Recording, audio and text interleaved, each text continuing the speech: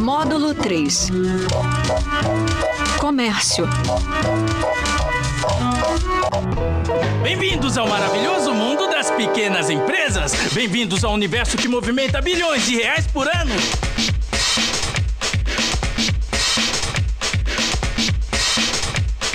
Bem-vindos a esse mundo que responde por mais da metade do produto interno bruto brasileiro. Não é incrível?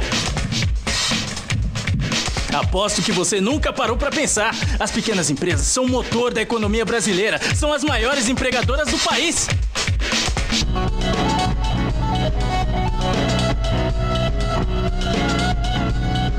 Bem-vindos ao mundo que não para de crescer, que gera empregos, investimentos, lucros e muito, muito mais.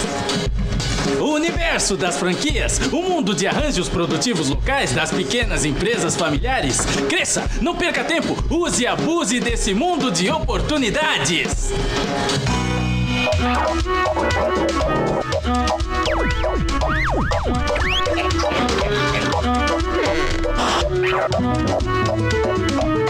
Programa 12. Temas especiais de pequenas empresas. Você já reparou que existem certas regiões que se especializam na produção de um determinado produto? Um bairro, uma cidade ou um estado que é famoso por produzir algo com qualidade. Tem aquela região que só produz bordados, a outra que só produz malhas de lã. Tem aquela área que só produz lingerie. E tem até um polo que ficou famoso por só produzir produtos de alta tecnologia. Pois é, isso é o que se chama de APL, Arranjo Produtivo Local. É o que acontece aqui nessa cidade do ABC Paulista. Fausto, como surgiu aqui na região essa vocação de produzir autopeças e ferramentas? É a história da indústria, do desenvolvimento da indústria automobilística no Brasil, não é? Quer dizer, a indústria procurou uma região que tivesse um potencial logístico significativo, e naquela época, estamos falando aí de 50 e 60, o ABC tinha uma mão de obra qualificada, de certa forma criou aí uma situação muito favorável para a implantação da indústria automobilística. E a autopeça, certamente, decorrência disso. E quais são as vantagens desse tipo de arranjo? Você consegue aproveitar os pontos fortes de cada empresa envolvida, por exemplo, né? Você pode ter empresas que têm alguma deficiência em alguma parte de todo o processo produtivo que pode ser complementado por uma outra empresa da região. Cada empresa tem um tipo de equipamento específico para esse tipo de trabalho. Mas, de repente, eu posso ter hoje uma deficiência por falta de equipamento ou falta de alguma coisa da minha empresa que concorrente tenha isso como força de trabalho. Então, os dois acabam se unindo, se complementando e, com isso, ganhando competitividade dentro desse mercado. Nós vamos descobrir agora como empresários dessa cidade trabalham no mesmo ramo de negócio, a fabricação de autopeças ou ferramentas. Um ótimo exemplo de um arranjo produtivo local. Rosi, me conta, o que você produz aqui? Nós fabricamos fixadores, então são parafusos, rebites, pinos, e 95% da nossa produção é destinada para a linha automotiva. Me conta da sua experiência com a parceria com outra empresa. Essa parceria, na realidade, aconteceu por causa do APL. Enfim, nós estávamos numa reunião do APL e foi quando eu conheci o seu Mário. Vocês não utilizam usinagem dentro do seu processo, enfim. Aí eu disse, não, realmente a gente utiliza e nós estamos em busca de outros fornecedores. E, seu Mário, o que o senhor ganha com esse tipo de parceria? Traz mais segurança e as portas vão abrindo mais, né? Porque um vai indicando o outro e daí para frente vai abrindo o leque, né? É um pouco o que a gente tem na cidade do interior e que a gente perdeu no meio urbano. É aquela história de você saber o nome, o sobrenome do seu vizinho, de você, se tiver uma dor de barriga, pedir ajuda para ele e não para o Estado. É a conexão entre atores de um determinado setor que constitui um tecido. E o tecido, com toda a sua resistência, com todos os seus valores, impede que cresça uma série de coisas indesejáveis no meio. Se não houver, na verdade, a disposição desses empresários em enxergarem no coletivo parte da sua solução, não o todo, mas parte da sua solução, certamente o arranjo não se configura. O que você mudaria nessa relação de trabalho? quebrar os paradigmas do empresário. A gente imagina muito o seguinte, que o teu concorrente ou a pessoa que esteja talvez muitas vezes no mesmo ramo que você, ele é um inimigo. Mas não, ele pode ser uma pessoa que te ajude muito, porque muitos problemas que eu já vivi, eu posso estar passando essa experiência para você e te ajudando a resolver. E você da mesma forma comigo. Existem outras empresas na região que trabalham como vocês? O plástico é um outro segmento, ele se configura de forma diferente, de forma mais intensa, porque ele tem uma matriz produtora de matéria-prima. E na outra ponta da cadeia, eu tenho todas, principalmente as indústrias automobilísticas, que cada vez mais são consumidores de plástico. Então, será que seu bairro, sua cidade ou sua região também não tem uma vocação? E aí, o que é que você está esperando? Quem sabe você também não se torna um empreendedor somando suas forças com outros empreendedores da sua região? Pensa nisso. Sempre existe um fator que desencadeia uma concentração de empresas do mesmo setor, que acaba trazendo fornecedores, consultores. O Nova Friburgo, no Rio de Janeiro, que hoje é um grande exportador de roupa íntima feminina, começou tendo pequenas confecções. Depois vieram empresas fornecedoras de tecido, acessórios. Depois chegaram consultores de marketing. E aí aquela região começa a atrair vários interessados em trabalhar com aquele determinado setor. E isso acaba gerando uma vocação local. Essa dinâmica que é criada faz com que as empresas que estão dentro do arranjo produtivo local sejam às vezes muito melhores e competitivos do que as que estão isoladas. Hoje o Brasil tem diversos arranjos produtivos locais mapeados pelo próprio Sebrae, e o país está muito interessado em investir. O BNDES tem linhas de financiamento específicas para arranjos produtivos locais, porque é uma forma muito interessante da pequena empresa unir esforços para poder competir no mercado. Olha só a Ana, ela abriu esse quiosque em um shopping de São Paulo para vender sorvetes da minha marca, a Geloucura. É que as minhas sorveterias sempre fizeram muito sucesso na minha cidade e eu queria expandir o negócio. Aí, cedi a ela o direito de usar a minha marca e revender meus sorvetes.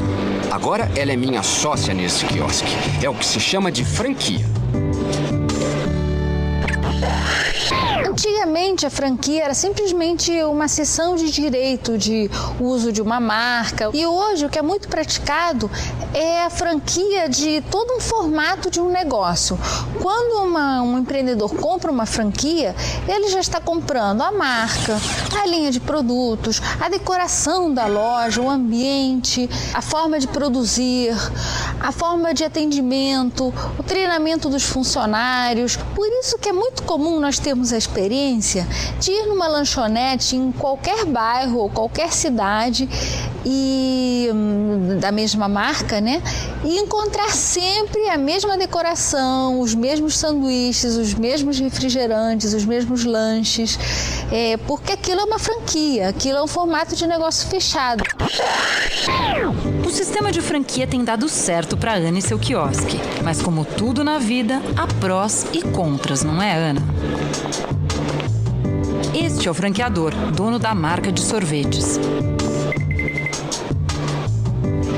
Ele faz questão de explicar tudo o que sabe para Ana sobre a gestão do negócio, treinar mesmo. Isso facilita muito, certo, Ana?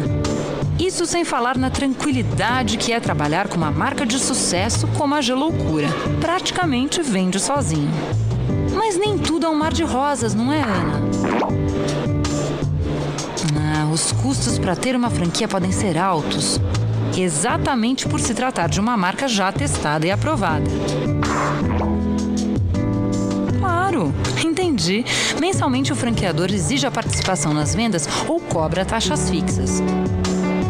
Mas você vende bastante, né?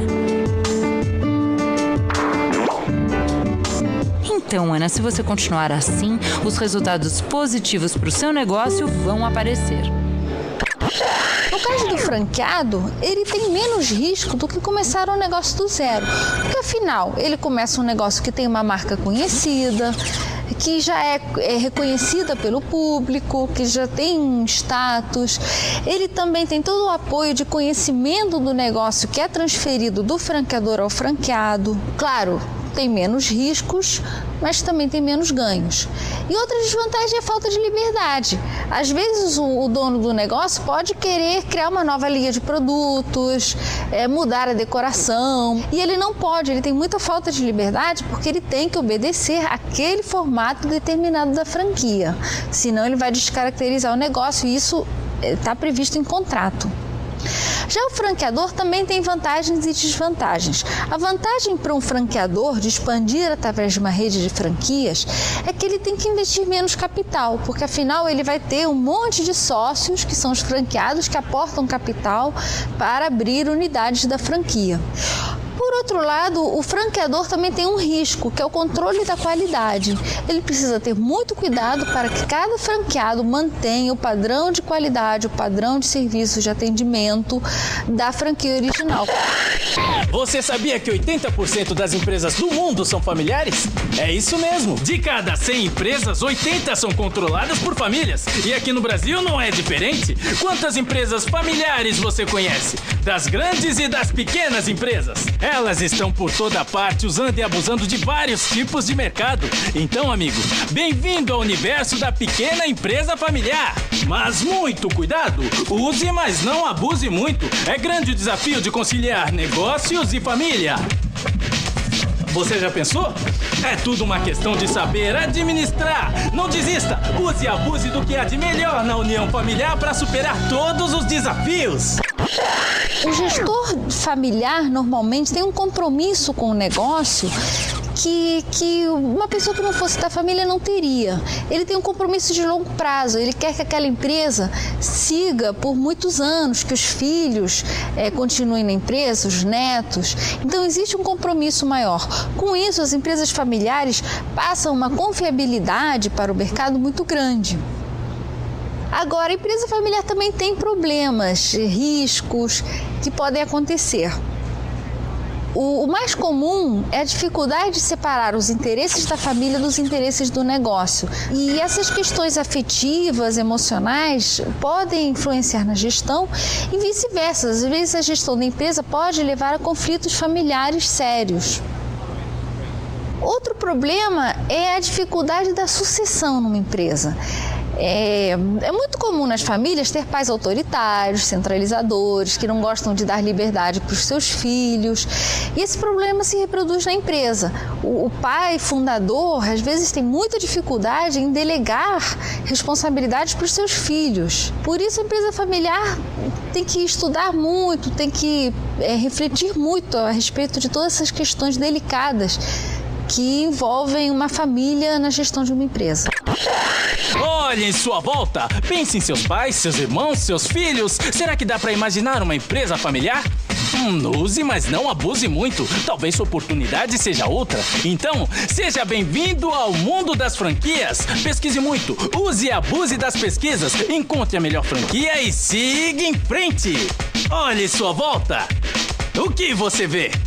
O mundo está aí, cheio de oportunidades. Descubra os arranjos produtivos locais, o potencial da sua região, seu bairro, sua rua. Use e abuse das pesquisas, da informação, do conhecimento. Venha para o mundo das pequenas empresas. Esse mundo maravilhoso, cheio de desafios e surpresas. Venha para esse mundo que não para de crescer, de gerar empregos. Porque aqui você pode usar e abusar. Telecurso Tec, um programa de educação da Fundação Roberto Marinho e do Governo do Estado de São Paulo.